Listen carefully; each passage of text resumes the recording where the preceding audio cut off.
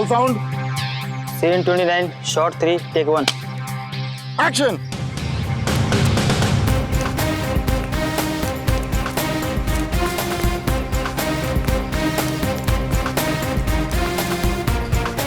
अगर इन लोगों ने मुझे पकड़ लिया तो मुझे जिंदा नहीं छोड़ेंगे।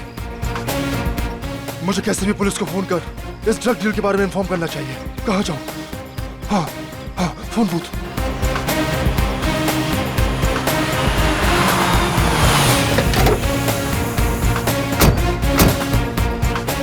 हो रहा।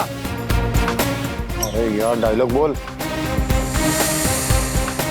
ये डायलॉग क्यों नहीं बोल रहा है? क्या हो गया इसको? तुमने रिहर्सल करवाई थी इसकी? सर दो बार इसको रिहर्सल करवाई थी, पता नहीं क्यों नहीं डायलॉग बोल रहा है। क्या हो गया इसको पता नहीं।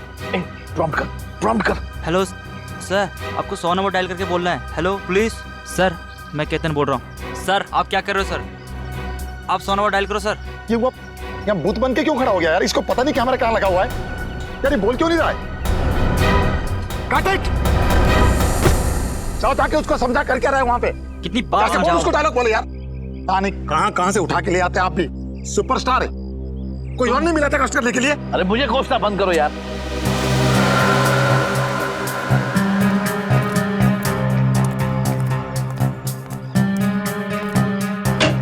सर आप डायलॉग बोल क्यों नहीं रहे हो सर?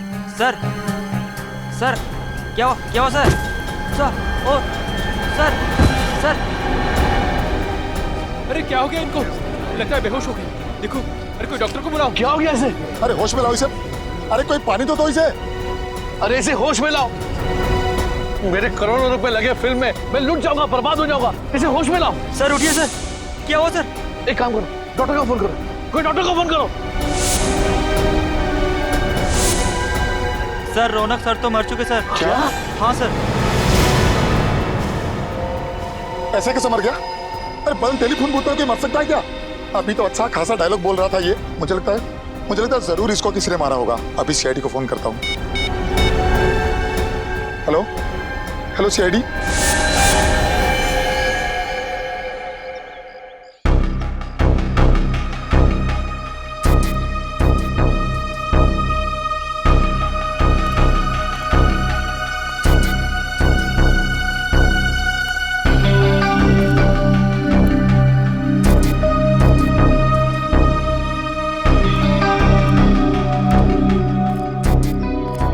ना कोई चोट का निशान है, ना कोई घाव है, खून का एक धब्बा तक नहीं कहीं पर भी। फिर भी इसकी मौत हो गई। कैसे?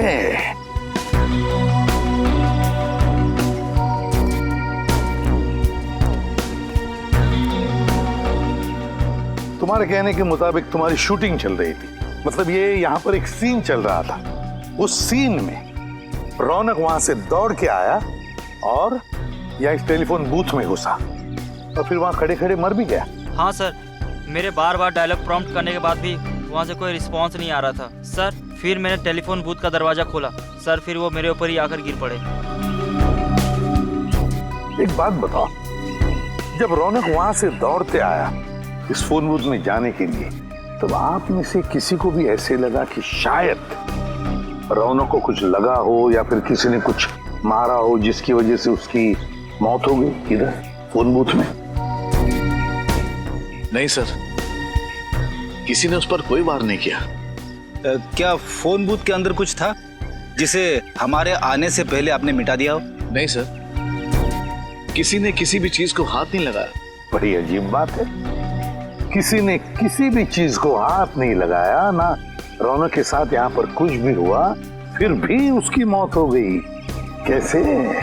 सर ये मरा नहीं है, जरूर इसे किसी ने मारा। वैसे आप कौन हैं? सर मैं इस फिल्म का प्रोड्यूसर हूँ। अच्छा, तो इस फिल्म के प्रोड्यूसर आप हैं और आप डायरेक्टर हैं। क्यों ये प्रोड्यूसर साहब ऐसा क्यों कह रहे हैं कि रौनक की मौत नहीं, उसे किसी ने मार डाला? सर मुझे कुछ नहीं पता सर मैं तो वहां बैठा अपना शॉट ले रहा था। रौनक जी अचानक से दौड़ते हुए और खड़े खड़े उनकी मौत हो गई। तुम्हें कुछ नहीं पता, यहाँ पर किसी को भी कुछ भी नहीं पता, फिर भी रौनक की मौत हो गई। सर, हमने सुना है कि मिस्टर रौनक की हत्या हुई। आप लोग अंदर कैसे आ गए? सर हमने सुना है इस फिल्म के लिए आपने करोड़ों रुपए का फाइनेंस लिया था। अगर रौनक जी की फिल्म रिलीज नहीं हुई तो क्या आपका दिवाला निकल जाएगा? ये किस तरह के सवाल कर रहे हैं आप लोग? और आप लोग अंदर आए कैसे? सिक्योरिटी इन्हें अंदर कैसे आने दिया? सर आप बताइए। सर देखिए, तहकीकात जारी है, जैसे कुछ मिल जाएगा हम आपको इन्फॉर्म कर देंगे। तब तक हमें जरा अपना काम करने दीजिए। Thank you very much. आप पंकज, कुछ मिला? नहीं सर, बूथ में कोई भी निशान या सबूत नहीं है। हाँ सर, सब कुछ ठीक ठाक है सर। लाश को फोरेंसिक लैब भेज दो। सर आप मेरा विश्वास कीजिए, इसे मारा गया है, इसका खून हुआ है। वो तो हम पता लगा ही लेंगे कि रौनक का खून हुआ है या नहीं, और अगर खून हुआ है तो ये भी पता लगा लेंगे कि रौनक का खून किया किसने है। समझे आप?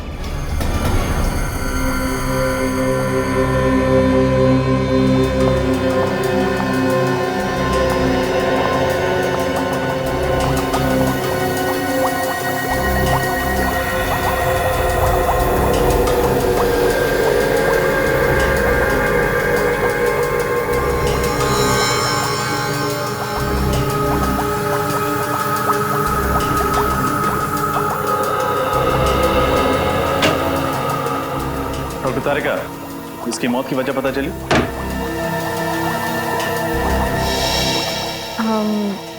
इसकी मौत दिल के दौरे की वजह से हुई है क्या? नहीं। तो फिर क्या वजह? ब्रेन हेमरेज, दिमाग में खून जम जाने की वजह से मौत हुई है इसकी। लेकिन ब्रेन हेमरेज कैसे हुआ? एग्जैक्टली, इसके सर पर कोई चोट का निशान तो है नहीं, मतलब किसी ने इसके सर पर वार नहीं किया। ये बताना थोड़ा मुश्किल है। इसके ब्रेन के एक्सरे पर ये पतली लाइन देख रहे हैं आप? हाँ, क्या है? यही तो मैं भी समझने की कोशिश कर रही हूँ। अब डॉक्टर तारिका, आप ही को समझ में नहीं आ रहा है तो फिर आप हमें क्या समझाएंगे? रजत, फिलहाल मैं सिर्फ इतना बता सकती हूँ कि रौनक की मौत दिमाग में खून जम जाने की वजह से हुई है। तो फिर हम इसे क्या समझे, खून या कुदरती मौत? पक्का तो नहीं बता सकती, लेकिन मुझे तो लग रहा है कि खून ही है। कुछ और टेस्ट करने के बाद मैं सालों के सर के साथ इस केस के बारे में डिस्कस करूंगी और उसके बाद ही कुछ बता पाऊंगी। डायरेक्टर साहब, हमें तो पता चला है कि रौनक के साथ आपका 36 का आंकड़ा था। आप रौनक को अपनी फिल्म में बतौर हीरो साइन नहीं करना चाहते थे, बल्कि आप किसी और को साइन करना चाहते थे। वो क्या? आपको तो खुशी हो रही होगी, आपके गले का कांटा निकल गया। ये सरासर गलत है मैडम, ये सच नहीं है। रौनक इंडस्ट्री का सबसे बड़ा स्टार था और हर डायरेक्टर यही चाहता था कि उसके साथ काम करे। लेकिन हमारी जानकारी के हिसाब से तुम मुझसे बहुत परेशान थे। क्या छिपा रहे हमसे? हाँ, मैं परेशान था। बहुत नखरे थे उसके। एक तो लेटा रहा, ऊपर से जल्दी चले जाना, ये नहीं खाऊंगा, वो नहीं खाऊंगा, ये नहीं पहनना है, वो नहीं पहनना है, वगैरह वगैरह। क्या ये तुम्हारी पहली फिल्म है? नहीं मैडम, इससे पहले मैंने 1-2 छोटी मोटी फिल्में की हुई हैं, लेकिन इतने बड़े सुपरस्टार के साथ ये मेरा पहला मौका था मैम। मेरा तो कैरियर अभी शुरू हुआ था। मैं भला ये कैसे कर सकता हूँ? फिर कौन कर सकता है? हाँ, कौन कर सकता है ये घिनौना काम?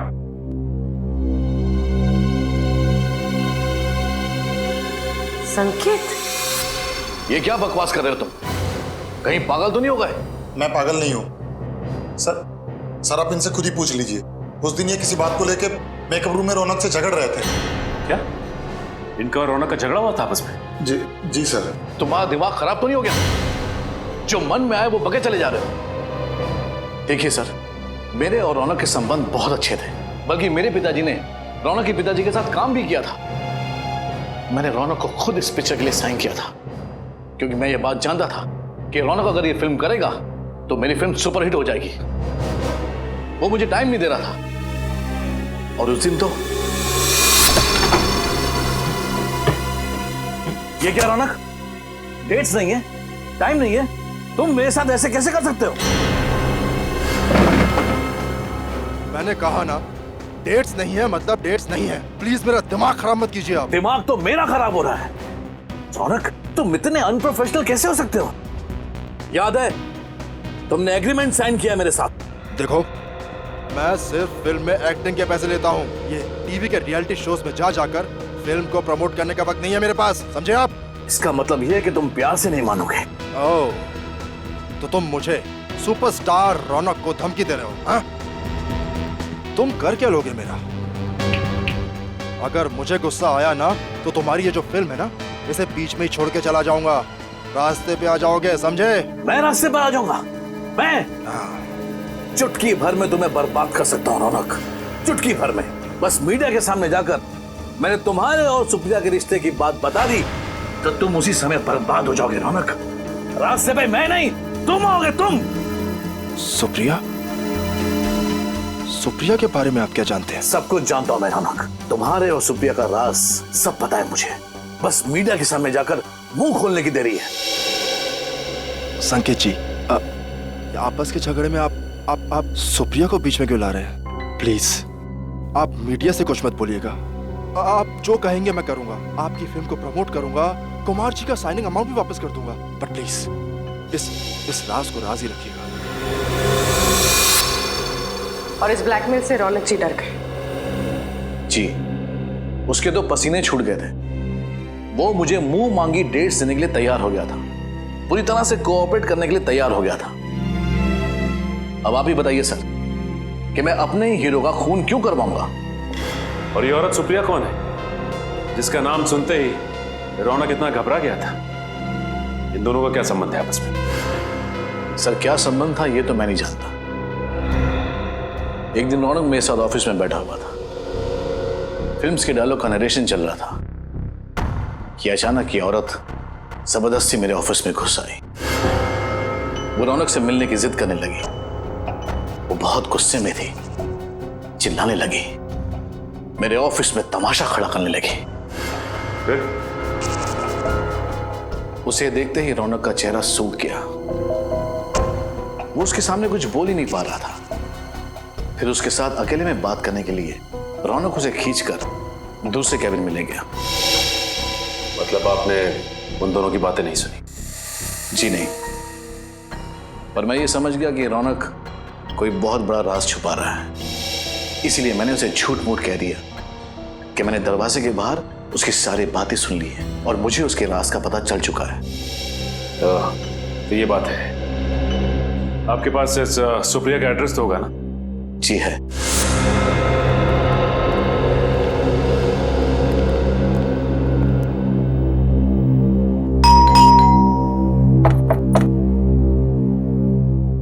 क्या बात है सर, कब से बेल बजा रहे हैं, कोई दरवाजा नहीं खोल रहा।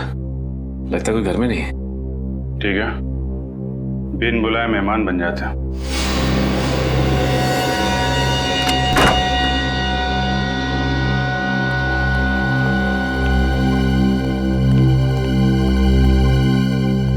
अच्छी तरीके से घर चेक करते हैं, देखो कुछ मिलता है क्या।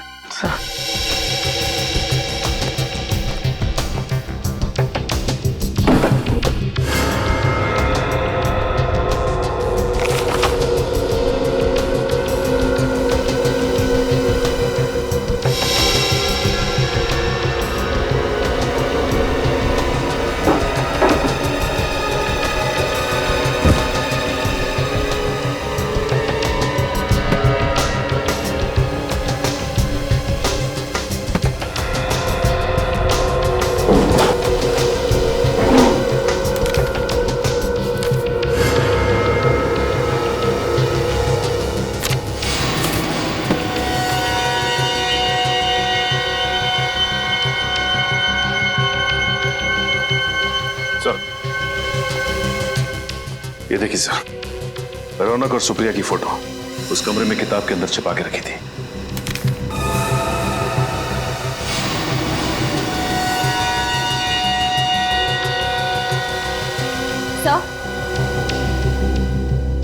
सही है, देखिए।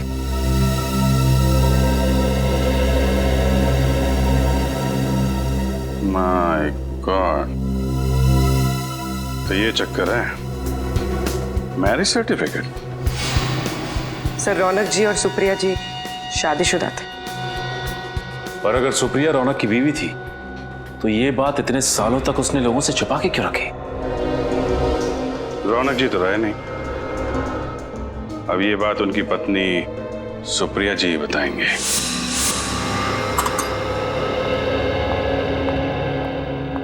मैम। यस प्रिया। कान की स्किन मैंने चेक की है, वहाँ कहीं मुझे गन पाउडर नहीं दिखा। ओके।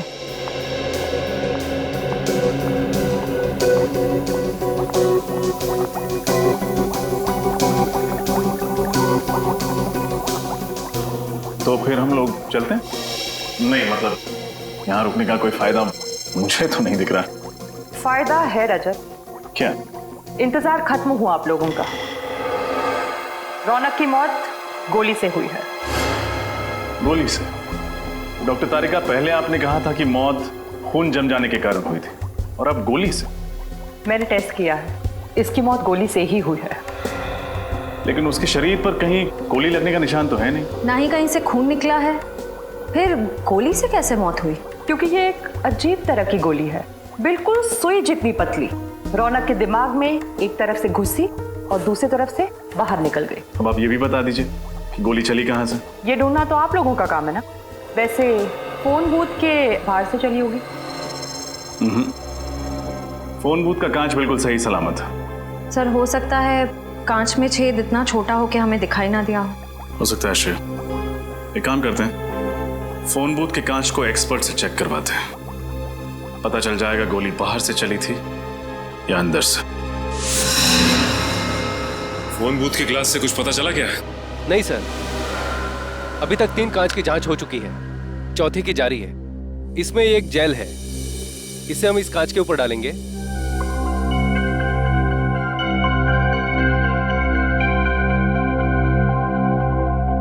इस कांच पर फैलाने के बाद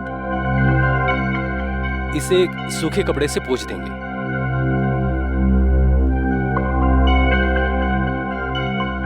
अगर कांच में कहीं भी कोई क्रैक या छेद हुआ तो ये जेल उस कांच के अंदर जाकर अटक जाएगा और हमें पता चल जाएगा कि इस कांच में वो छेद कहां पर है। सर, हमने टेलीफोन बूथ को अच्छी तरह से चेक किया था, अंदर कोई सुराग नहीं था।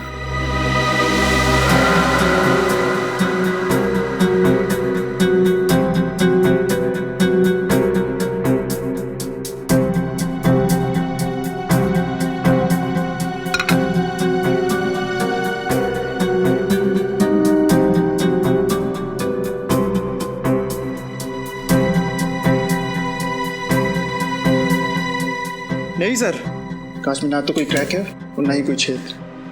कमाल है, ये कैसे हो सकता है? बाहर से कोई भी हथियार बूथ के अंदर आया ही नहीं, फिर ये खून हुआ तो हुआ कैसे?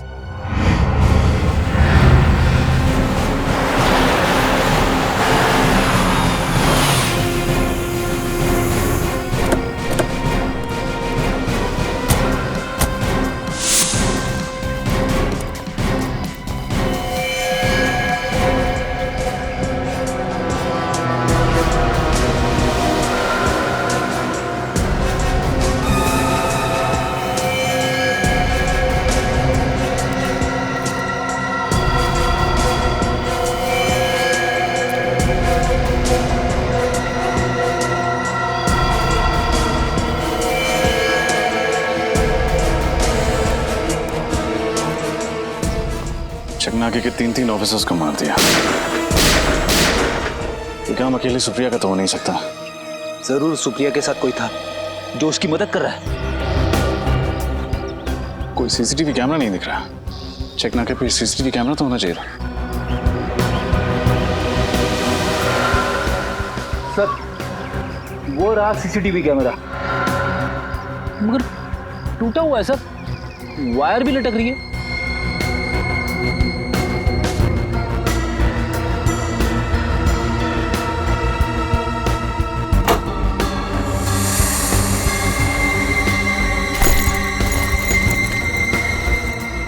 लेडीज बैग शायद सुप्रिया की होगी।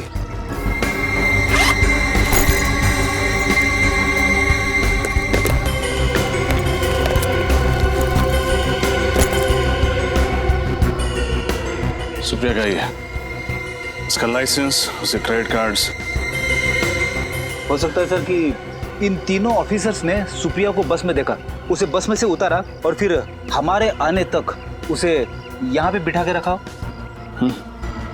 हो सकता है, लेकिन एक बात समझ में नहीं आ रही सर, अगर सुप्रिया अपने साथियों के साथ इन तीनों ऑफिसर्स का खून करके भाग गई तो फिर उसने ये पर्स यहाँ पे क्यों रखी? इसी सवाल का तो जवाब ढूंढना है फ्रेडी। कोई भी मुजरिम इतना बड़ा सबूत पीछे छोड़ के क्यों जाएगा? हो सकता है वो हमें गुमराह करने की कोशिश कर रही हो।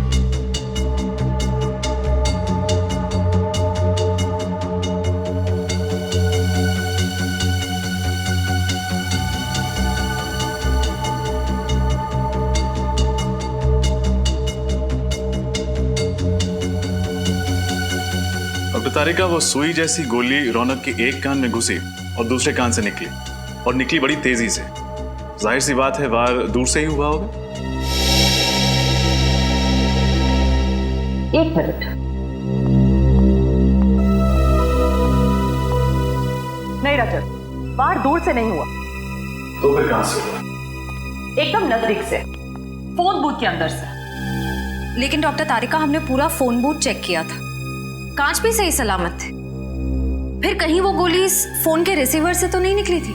नहीं श्रेया, रिसीवर से गोली नहीं निकली थी, क्योंकि रौनक को दाएं कान में से गोली घुसी और बाएं कान से गोली निकली, और उसने रिसीवर अपने बाएं कान में पकड़ के रखा था। यानी जो कुछ भी था जिसमें से वो गोली निकली थी वो दाएं कान के करीब था।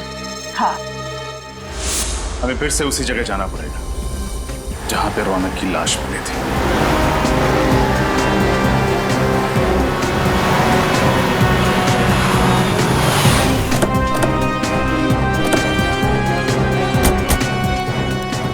सर, हमने पूरे एरिया को सील कर दिया। Very good.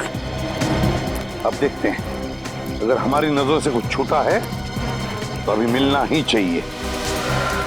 सर, शूटिंग के लिए जो फोन बूथ यूज किया था वो इधर रखा गया था। हाँ, फोन बूथ इधर था, और उस फोन के असिस्टेंट डायरेक्टर ने यह बताया था कि रौनक वहां से दौड़कर आया और इस फोन बूथ में आके खड़ा हो गया, फोन किया। जैसे ही वो असिस्टेंट डायरेक्टर यहाँ पर आया, उसने फोन बूथ का दरवाजा खोला, तब रौनक अपने पीठ के बल ऐसे यहाँ गिर गया। सर, ये मिस्टर रौनक सुपरस्टार थे, मगर एक्टर अच्छे नहीं थे। पंकज, हम यहाँ रौनक के एक्टिंग के बारे में डिस्कस करने नहीं आए, समझे? नहीं सर, मेरे कहने का मतलब था कि उनको कभी डायलॉग याद ही नहीं रहते थे, इसलिए तो वो ईयरफोन पहनते थे डायलॉग प्रॉम्प्ट सुनने के लिए। क्या कहा तुमने? ईयरफोन? ईयरफोन? छोटा सा ईयरफोन, वो माइक्रोफोन, कॉर्डलेस।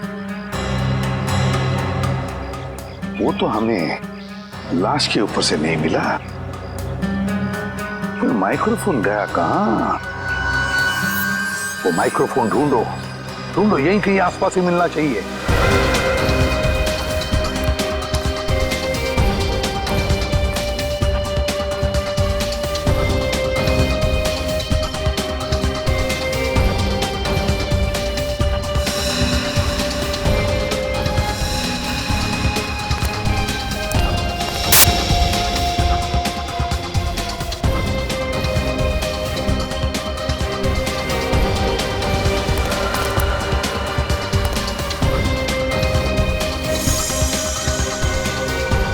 सर, ये देखिए सर।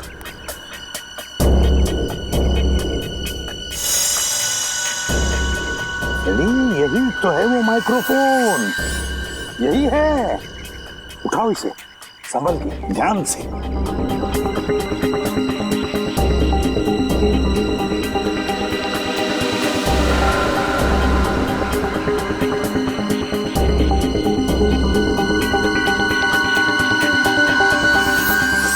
तो ये है वो माइक्रोफोन।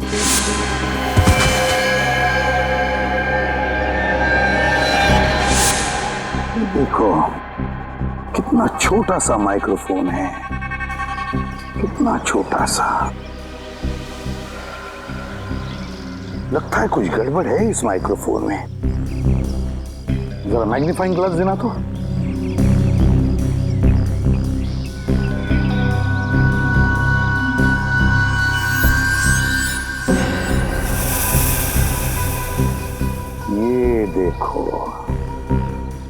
माइक्रोफोन की जाली फटी हुई है, छेद है उसमें। जाली अंदर से बाहर की तरफ फटी हुई है, अंदर से बाहर की तरफ।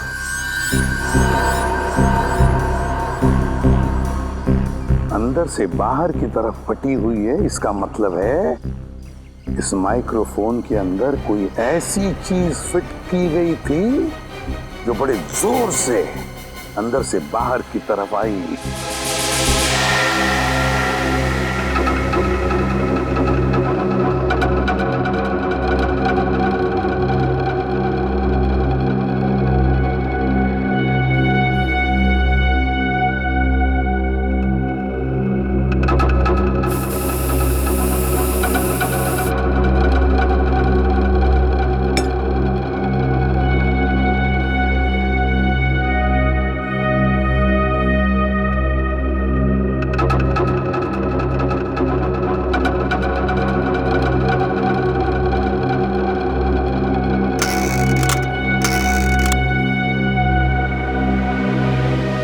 तारिका, ऐसे ही चक्कर लगवाती रहेंगी या कुछ बताएंगी भी? मैं तो पूरी कोशिश कर रही हूँ कि आप लोग जल्द से जल्द खूनी तक पहुंचे। दरअसल एसीपी सर बहुत गुस्से में। क्यों? क्योंकि खूनी तो दूर, अब तक हम ये भी पता नहीं लगा पाए हैं कि खून हुआ कैसे। मगर मुझे पता चल गया है कि खून कैसे हुआ। कैसे? इस ईयरपीस पर कोई लोहे की चीज, पिन या सुई वगैरह लगी हुई थी जो रौनक के ब्रेन के आर पार हो गई। आप ये बात इतने यकीन के साथ कैसे कह सकते हैं? इस ईयरपीस पे ये छोटा सा छेद तो आप लोग देख रहे हैं। इस जाली के लोहे के अंश रौनक के भेजे में मिले लोहे के अंश से मैच होते हैं। इसका मतलब वो चीज जाली से निकलकर रौनक के कान से होते हुए उसके दिमाग में घुस गई। हाँ, लेकिन इतना शक्तिशाली वार करने के लिए इस ईयरपीस में कोई यंत्र, कोई ट्रिगरिंग डिवाइस तो होगा जिसने फोर्स के साथ उस पिन को बाहर फेंका होगा। नहीं, इस पे ऐसा कोई ट्रिगर नहीं है। ये ईयरपीस मैंने अच्छी तरह से चेक किया है। तो फिर उस पिन से वार हुआ कैसे? वो पिन अपने आप तो बाहर नहीं निकली होगी। ये पता चल जाएगा, बस थोड़ा सा वक्त दीजिए मुझे। तब तक हमें उस आदमी का पता लगाना होगा जिसने ये खास किस्म का ईयरपीस बनाया है। इस प्रॉम्प्टर को ध्यान से देखिए। क्या ये आपके यहाँ का है? हाँ, ये तो हमारे यहाँ का ही माल है। पर ये आपको कहाँ से मिला? ये तो रौनक के पास था। रौनक की लाश के पास से। क्या? जी हाँ, रौनक का इस प्रॉम्प्टर से खून हो गया है। सर, पर ये तो एक छोटा सा माइक्रोफोन है। इतनी छोटी चीज से किसी की जान कैसे जा सकती है? जान जा सकती नहीं, बल्कि जा चुकी है। ये देख रहे हैं आप, इस प्रॉम्प्टर की ये स्पीकर की जो जाली है, इसमें शायद किसी ने पिन डाला था। क्या ये पिन आपने डाला था? जी हाँ, बिल्कुल, ये पिन मैंने ही डाली थी। लेकिन क्यों डाला था ये पिन आपने? सर, रौनक जी के ऑफिस से उनकी सेक्रेटरी का फोन आया था। उनकी सेक्रेटरी? कोई औरत? हाँ, एक औरत थी और उसी ने मुझे कहा था ये पिन प्रॉम्प्टर के स्पीकर में डालने को। उसने कहा और आपने मान लिया? हाँ, पर तभी मुझे कुछ अजीब नहीं लगा था। उसने कहा था कि रौनक जी एक एक्शन सीक्वेंस शूट करने वाले हैं जिसमें खूब उछलना कूदना होगा, इसलिए उन्हें ये पिन चाहिए थी, जिसकी वजह से प्रॉम्प्टर कान में अपनी जगह से हिले नहीं। लेकिन सर, रौनक की तो कोई सेक्रेटरी नहीं थी ना? हाँ श्रेया, इस खूनी ने ये खून बड़ी बारीकी से प्लान किया था। मुझे तो लगता है कि सुप्रिया का भी हाथ है इसमें। हाँ सर, मुझे भी यही लगता है। जिस तरह से वो सिक्योरिटी ऑफिसर को मार के भागी चेकनाके पे, उससे तो यही लगता है कि और भी लोग इसमें शामिल हैं। सुप्रिया को जल्द से जल्द पकड़ना होगा, जल्द से जल्द।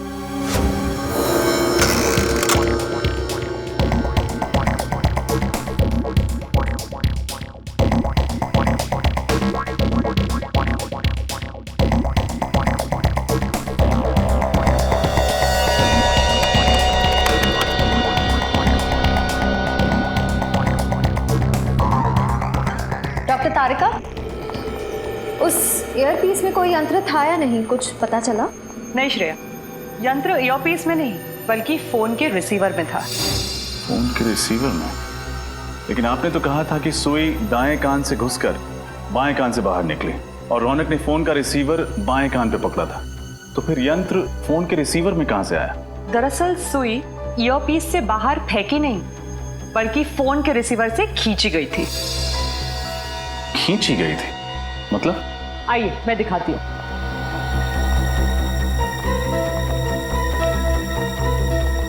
ये देखिए, ये है वो सुई जिसे रौनक की मौत हुई, मैग्नेट से चिपकी हुई। और इस चुंबक की वजह से सुई दाएं कान में घुसी और बाएं कान से बाहर निकल आई। जी हाँ, और ये मैग्नेट कोई मामूली मैग्नेट नहीं है, ये एक खास किस्म का मैग्नेट है जिसे नियोडायमियम मैग्नेट कहते हैं। इसकी चुंबकीय शक्ति एक मामूली मैग्नेट से 10 गुना ज्यादा होती है। और इसके अलावा इस मैग्नेट पर ये बैटरी भी लगी हुई थी अलग से, जिसकी वजह से ये शक्तिशाली मैग्नेट और भी पावरफुल हो गया। और पावर बढ़ जाने की वजह से ये सुई आसानी से मैग्नेट की ओर खिंच गई। हाँ, और फोन के अंदर इस मैग्नेट में जा चिपकी, इस वजह से हमें दिखी भी नहीं। सर इतनी खतरनाक प्लानिंग, ये काम तो किसी इंजीनियर का ही हो सकता है। सही कहा तुमने श्रेया, इंजीनियर। सुप्रिया भी तो इंजीनियर ही है ना? वो एक गाड़ी बनाने वाली फैक्ट्री में काम करती है। हाँ सर।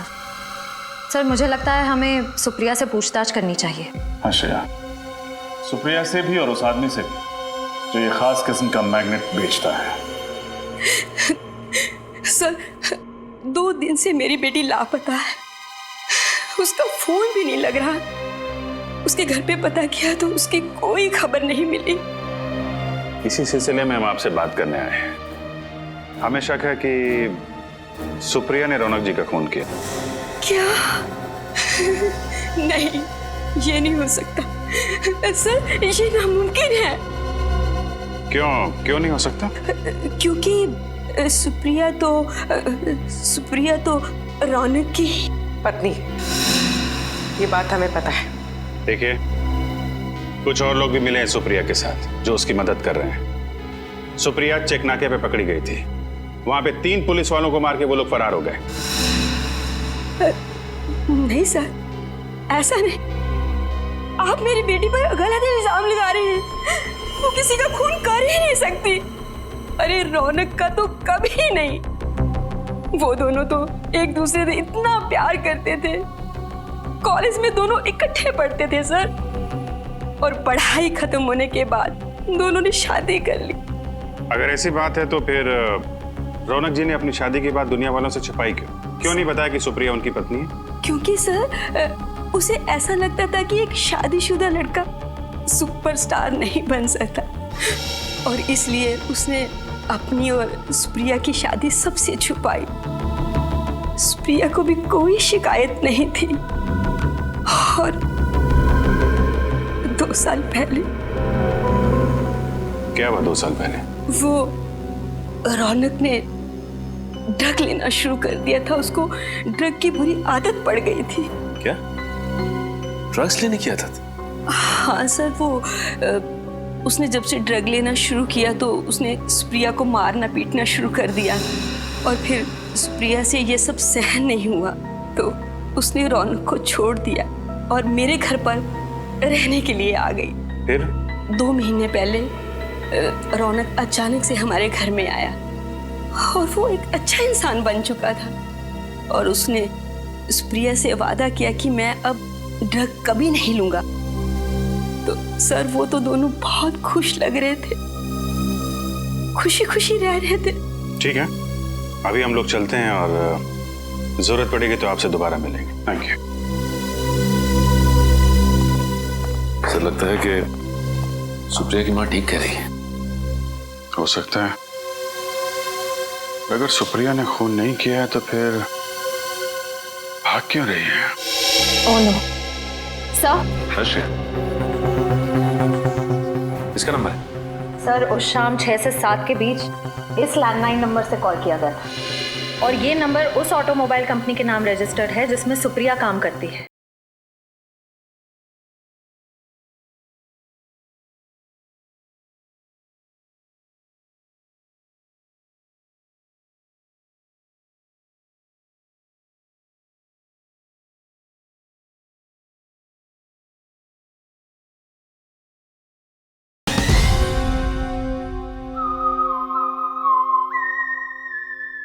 हाँ हाँ सर। नहीं सर, कम से कम 50 पीस का ऑर्डर देना होगा। हाँ नहीं, मैं डिलीवरी तो सर क्या है, डिलीवरी के लिए आपको अपने बंदे को भेजना होगा। ठीक है, मैं ऑर्डर लिख लेता हूँ, don't worry. Thank you. Excuse me. जी कहिए। हम लोग सीआईडी से। जी कहिए। इस मैग्नेट को ध्यान से देखिए। क्या ये आपके यहाँ से सप्लाई किया गया है? जी हाँ सर, बिल्कुल।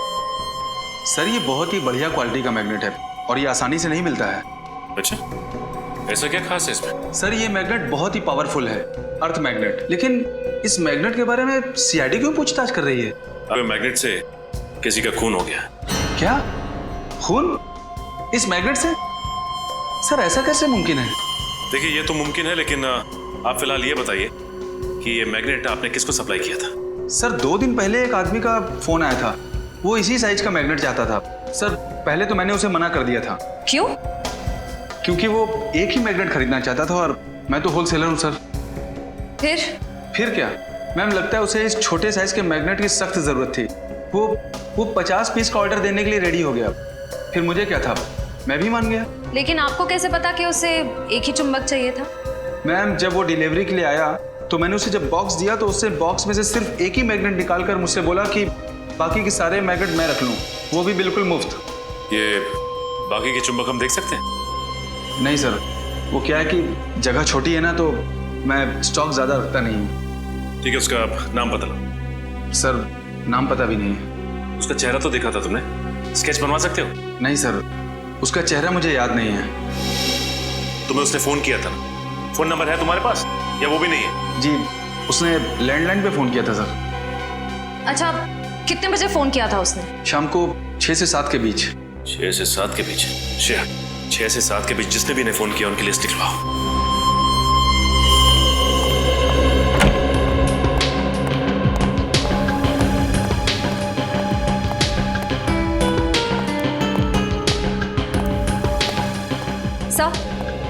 सर मैंने उस मैग्नेट सप्लायर के सारे कॉल रिकॉर्ड्स चेक किए। इस सीडी में वो सारे नंबर्स हैं जिनसे उस मैग्नेट सप्लायर को उस शाम कॉल्स किए गए थे। That's really good। अब खूनी का आसानी से पता चल जाएगा। एक काम करो श्रेया, इस सीडी को सिस्टम में रन करके देखो कोई नंबर ऐसे हैं जो इस केस से जुड़े हैं। सर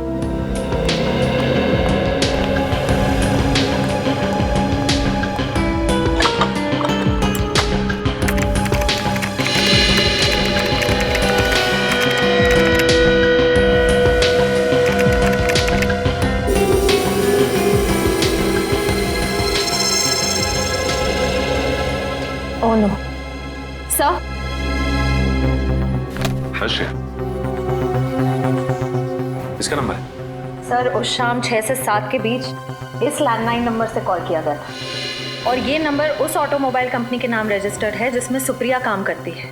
ये क्या चक्कर है?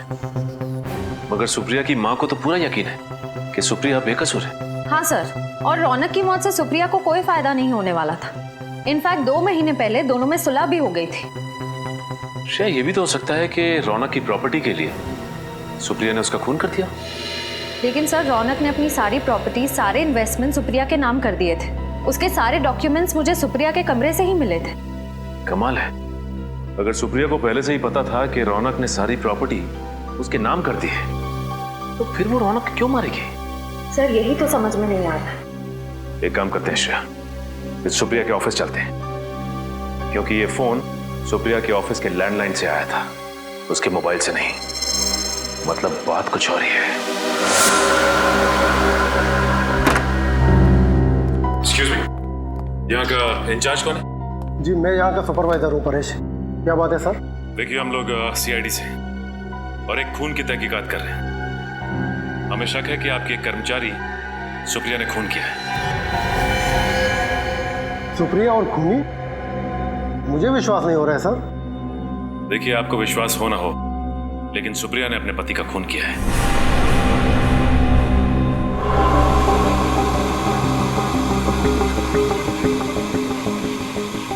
सर ये टीवी 2 दिन से बिगड़ गया है, इमेज बराबर नहीं आ रही है। ये तो अच्छा हो गया कि यहाँ के मालिक मिस्टर शेखर यहाँ पे 2 दिन से आए नहीं है इस केबिन में।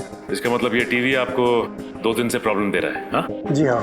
श्रेया मुझे याद है कि बचपन में टीवी के सामने अगर हम चुंबक रखते थे, मेरा मतलब है मैग्नेट, तो इसकी इमेज खराब हो जाती थी, कुछ दिखाई नहीं देता था ठीक से।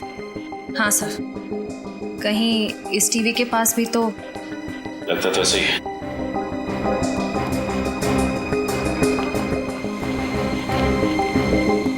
ये आप क्या कर रहे हैं सर?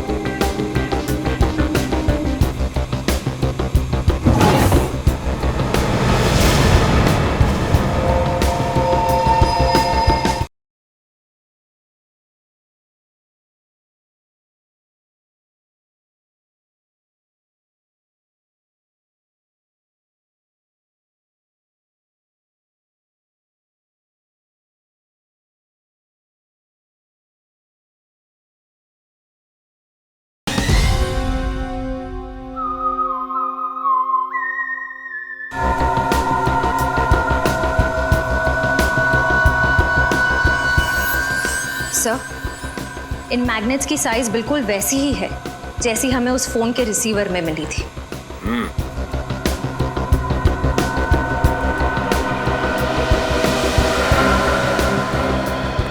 ये मैग्नेट यहाँ पे कहाँ से आया? सर मैं नहीं जानता ये मैग्नेट कहाँ से आए। मैंने पूछा ये मैग्नेट यहाँ पे कहाँ से आया था?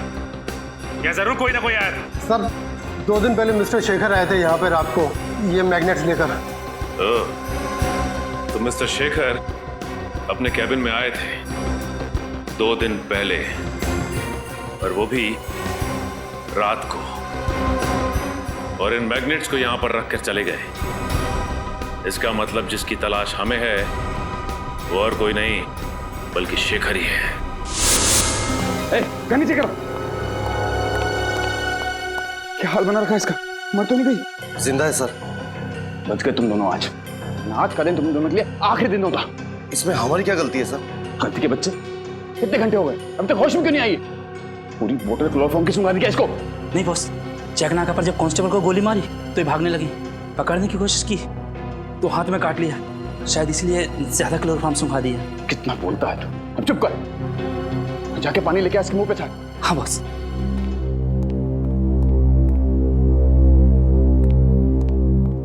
आराम से, प्यार से।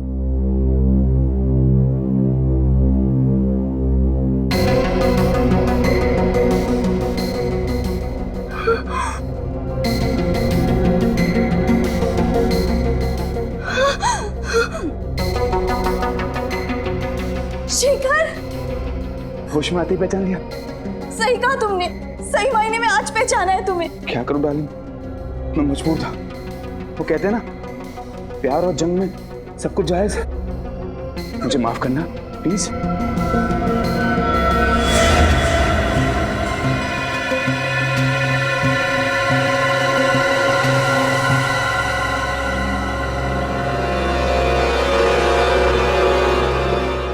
इतना बड़ा धोखा शेखर।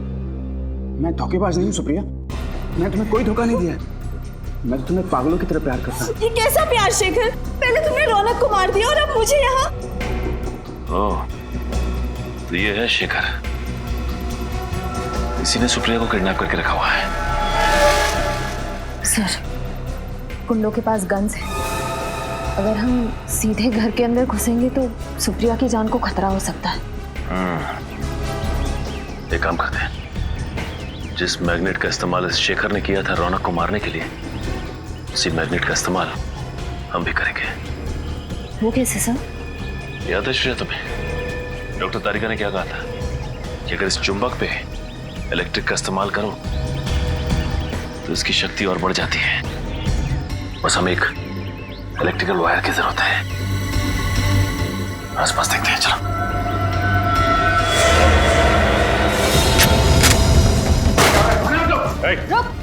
क्या हो रहा है? कौन है आप लोग? सीआईडी।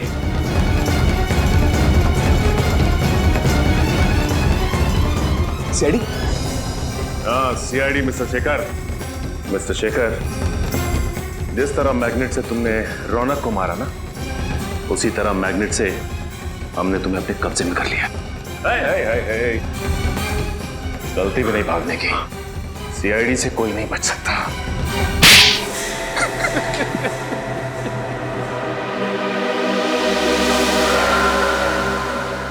मैं सुप्रिया को पागलों की तरह चाहता था, लेकिन जब उसने मुझसे शादी करने के लिए इनकार कर दिया तो मुझे बहुत गुस्सा है। मगर सुप्रिया तो शादीशुदा थी ना, उसकी रौनक से शादी हो चुकी थी। जानता था मैं सब, मगर सुप्रिया को मैंने 2 साल तक रोते बिलखते देखा था। वो जिंदगी से निराश हो चुकी थी, तब मैंने उसे संभाला था। वो तो अपने ड्रग एडिक्ट पति को तलाक भी देने वाली थी। उसके बाद हम दोनों शादी करने वाले थे, मगर अचानक एक दिन अचानक रौनक ने अपने ड्रग लेने की आदत छोड़ दी। वो सुधर गया था और अपनी पत्नी को वापस पाने के लिए वो अपनी शादी का ऐलान करने को भी तैयार हो गया। हाँ, सुप्रिया ने रौनक को माफ कर दिया था और वो उसके पास वापस चली गई। मेरे प्यार और एहसान को भूल चुकी थी वो। मैं बहुत करीब आया, सुप्रिया को पाने की पूरी कोशिश की, लेकिन उसने मुझसे कहा कि वो रौनक से बहुत प्यार करती और वो उसे छोड़कर मेरे पास कभी नहीं आएगी। और इसलिए तुमने रौनक का खून कर दिया और सुप्रिया से शादी करने की प्लानिंग कर ली। अगर तुम सुप्रिया को चाहते थे, उससे प्यार करते थे, तो रौनक के खून के इल्जाम में उसे फंसाया क्यों तुमने? क्योंकि मुझे लगा कि चेक नाका के ऑफिसर्स के खून के बाद सीआईडी को लगेगा कि असली खूनी सुप्रिया ही है।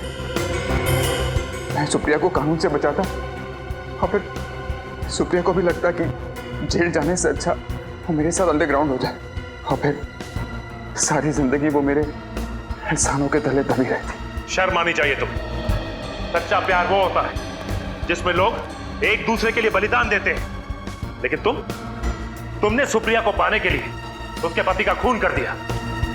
अब कानून इस जुर्म के लिए तुम्हें सिर्फ और सिर्फ फांसी देगा।